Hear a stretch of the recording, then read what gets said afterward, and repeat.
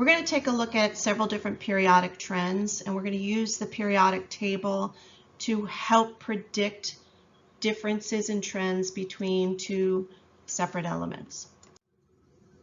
By the end of this, the trends that you will be familiar with are going to be electronegativity, ionization energy, atomic radius, and ionic size. The reasons we're going to use or explain our trends are going to be nuclear charge and shielding. So we're going to talk about the difference in trends between two different atoms by how large is their nucleus and what type of attractive force is present either within the atom or between two atoms. And we're also going to be talking about those repulsive forces between electrons.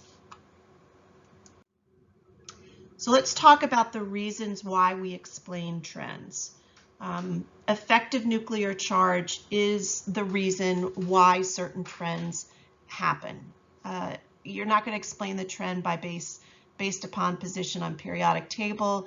You're going to explain the trend based upon what is happening within the atom.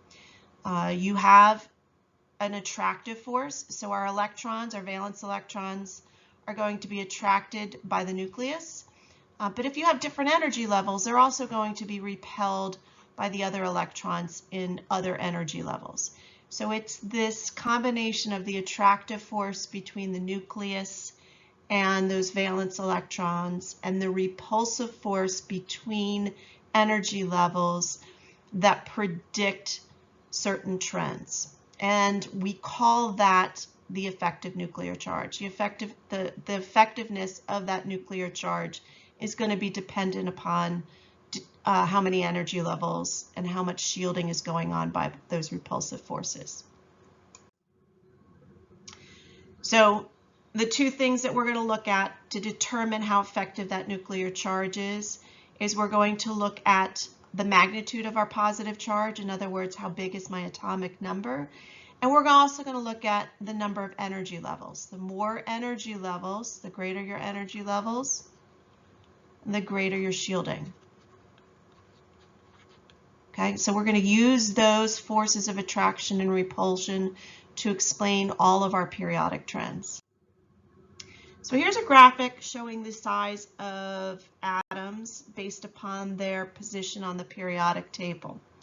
And if you notice, as you go from your metals to your nonmetals, from left to right, your atomic radius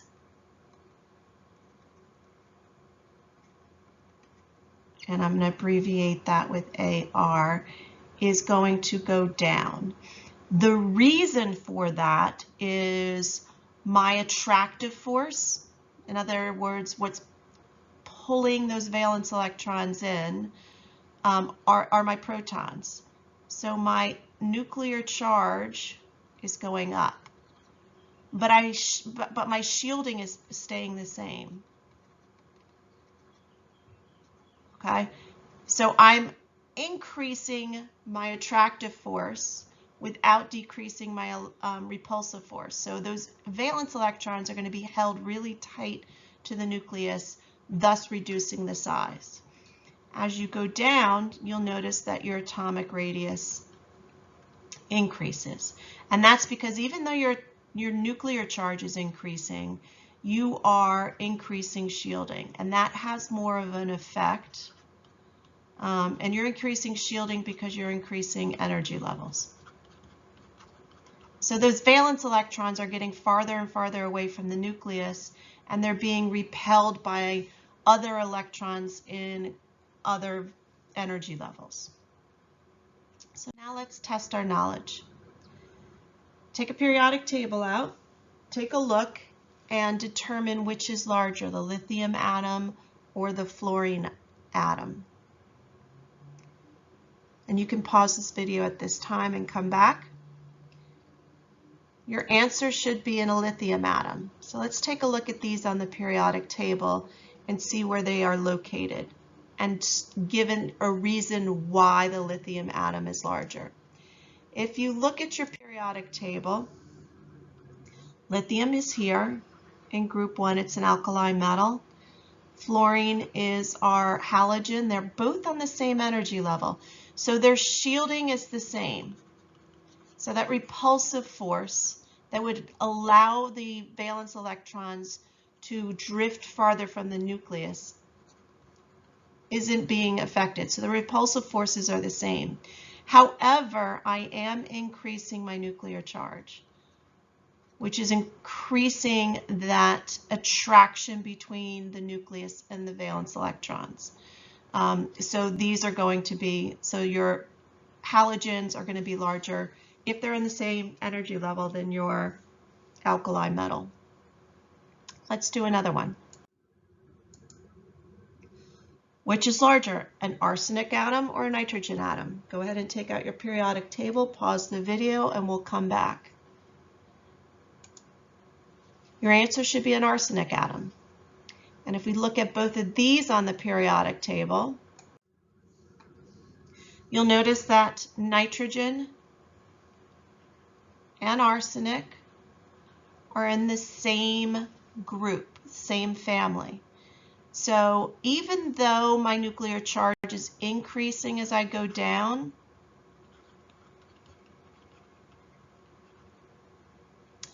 I'm also increasing my energy levels, which is increasing my shielding, which allows for those valence electrons to drift farther away from the nucleus.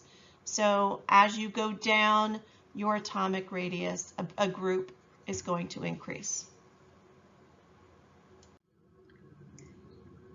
Electronegativity is the ability of an atom to attract an electron, and we use this property to determine how elements may bond with one another, whether or not it's going to form an ionic bond, whether or not it's going to form a covalent bond, and if that covalent bond will either be polar or nonpolar. So if electrons are shared between two atoms, a covalent bond is formed. If an atom gives up its electrons to another atom, an ionic bond is formed. In a covalent bond, if they're shared equally, we call that nonpolar. There's no difference. Think there's no difference in electronegativity. And our nonpolar bonds are going to be primarily our diatomic molecules. So H2, N2, O2, Cl2, F2, all of our diatomics. Because when you look at the bond, both atoms are exactly the same, they're going to have the exact same electronegativity, so they're going to have an equal desire for the electrons being shared. If your atoms are different, and there are some nonpolar bonds, CH is considered a nonpolar bond because there's very little difference in electronegativity. And there's some others, but the ones you really need to know are your diatomics. Now, if you've got two different ones with very different electronegativities, a difference between 0.4 and 1.7, you're going to have what's considered a polar bond. They're going to share the electrons unevenly. The one with the higher electronegativity is going to have more possession of those electrons. In other words, those electrons are going to spend more time around the nucleus of the atom that has a higher electronegativity. So the electron cloud is going to be asymmetrical.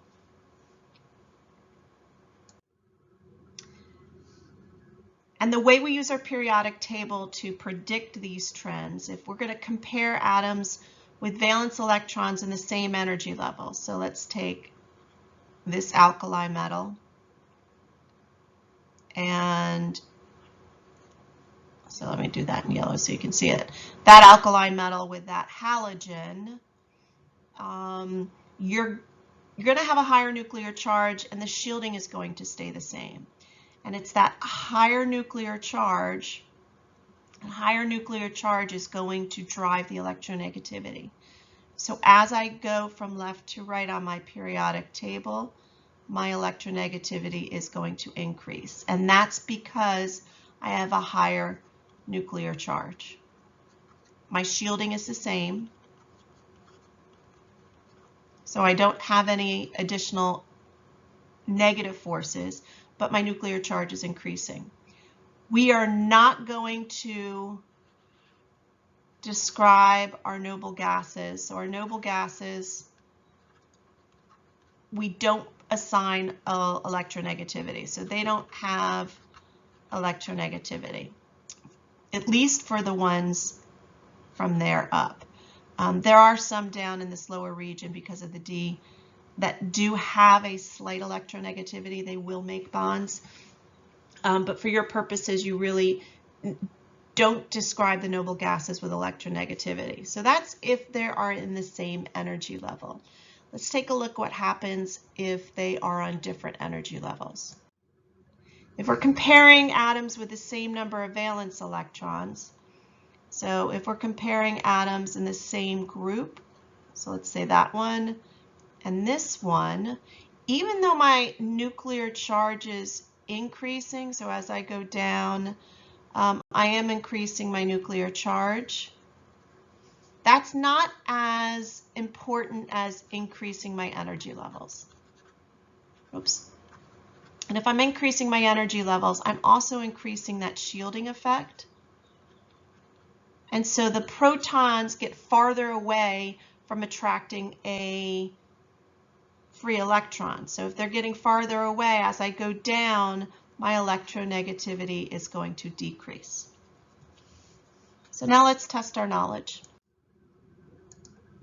Take out your periodic table, find carbon and fluorine, and decide which has a greater electronegativity, carbon or fluorine. Pause the video for a second. Your answer should be fluorine. In fact, fluorine has the highest electronegativity. We assign it a value of 4.0 on the Pauling scale. If you look at where carbon and fluorine are, they are in the same energy level. Okay, so fluorine is going to have a higher nuclear charge with the same shielding, and that is why it's going to have a higher electronegativity. Let's do another example. Go ahead and take your periodic table out and determine which has the greater electronegativity, carbon or germanium. You can pause the video until you have your answer. And your answer should be carbon. Let's take a look at the periodic table and determine the location of these two atoms. They are in the same group. There's carbon and there's germanium. So as you go down the periodic table, I'm increasing energy levels. If I'm increasing energy levels, that means I must be increasing shielding. And that shielding is going to cause my electronegativity to decrease.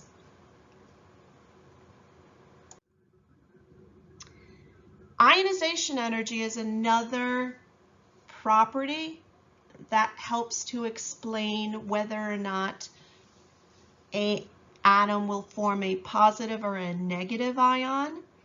And ionization energy is the energy needed to remove an electron from a gaseous atom. And there are several different ionization energies. The first ionization energy is the energy to remove that very first valence electron. Then there's the second ionization, that's to form a 2+ cation, and you can go on down the line. Your second ionization energy, your first ionization energy is always going to be less than your second, which is going to be less than your third, and so on, less than your fourth. Okay? But there are some trends that we're going to look at based upon the location on the periodic table. And ionization energy is similar in respects to electronegativity in terms of trends. So when I'm forming an ion, my positive ion is going to be the removal of an electron. The negative ion is going to be the addition of an electron.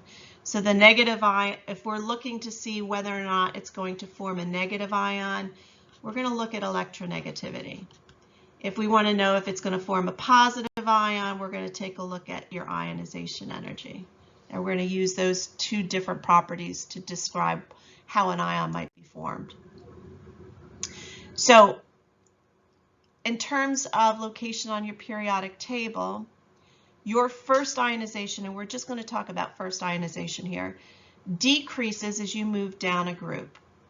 And the reason for that is we are increasing the size of the atom. In other words, my energy levels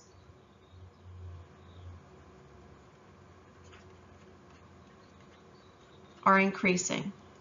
And if my energy levels are increasing, my shielding is increasing. So the electron is getting further from the nucleus, and the nucleus is what is attracting the electron. So if it's getting farther from the nucleus and I'm shielding it, it's going to be easier to remove that electron. As I go across the periodic table, my ionization energy will increase. And the reason for that is my nuclear charge is increasing, but my shielding is staying the same because I'm not increasing energy levels. So if my nuclear charge is increasing, that means the attraction of the electron to the nucleus is going to increase.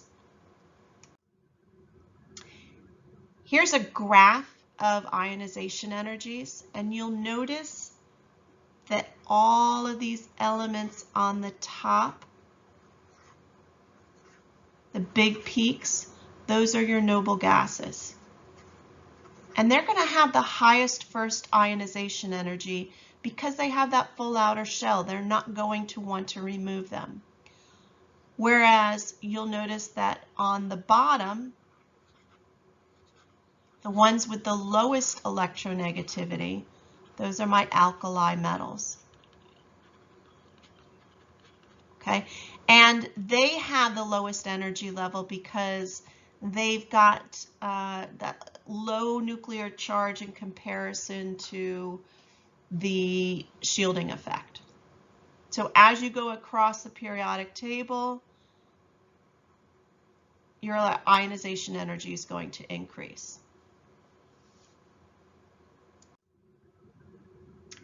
The last trend that we're going to talk about is ionic size. And this doesn't follow a straight trend on the periodic table because metals are going to form cations, nonmetals are going to form anions. But there can be a trend to a certain point. So our metallic are going to lose, our nonmetals are going to gain. And that will affect the size of the ion. Your positive ions are always going to be smaller than the neutral atom, and that's because we are losing electrons. And if we're losing electrons, that's what gives you the size of the atom. It will become smaller. So if we're comparing our positive ions to the neutral atom, cations will always be smaller than the neutral atom. If we're looking at negative ions, because they're gaining an electron, they are going to be bigger. So negative ions are always going to be bigger than their neutral ion. So it's not going to follow a general trend when you go left to right. Left to right, you are going to decrease in the size of positive ions, but starting with group 5, you're going to have a sharp increase followed by a decrease as you move from left to right. And as you go down the periodic table, the ion sizes will always increase because you're increasing energy levels. So to summarize, this is a good trend. The trick for this that I tell my students is start with your atomic radius. And I always tell people next to the periodic table, draw your snowman. okay? That will tell you that as you go down, your atomic radius increases, okay? Whoops. So as you go down, your atomic radius is going to increase. And then everything after that is the opposite. So as you go across, your atomic radius decreases. Okay, and your electronegativity is the opposite of your atomic radius. So if your atomic radius decreases going across, that must mean your electronegativity increases. And it's going to be the opposite here. Your electronegativity and your ionization energy are going to be similar. So if your electronegativity increases, your ionization energy increases. Hopefully this helps with all your periodic trends. I would, if you are testing yourself or doing worksheets, use this summary chart to guide you. But for those going forward to AP Chemistry, please don't ever explain trends based upon the position on the periodic table. We're going to explain our trends in terms of nuclear charge and shielding.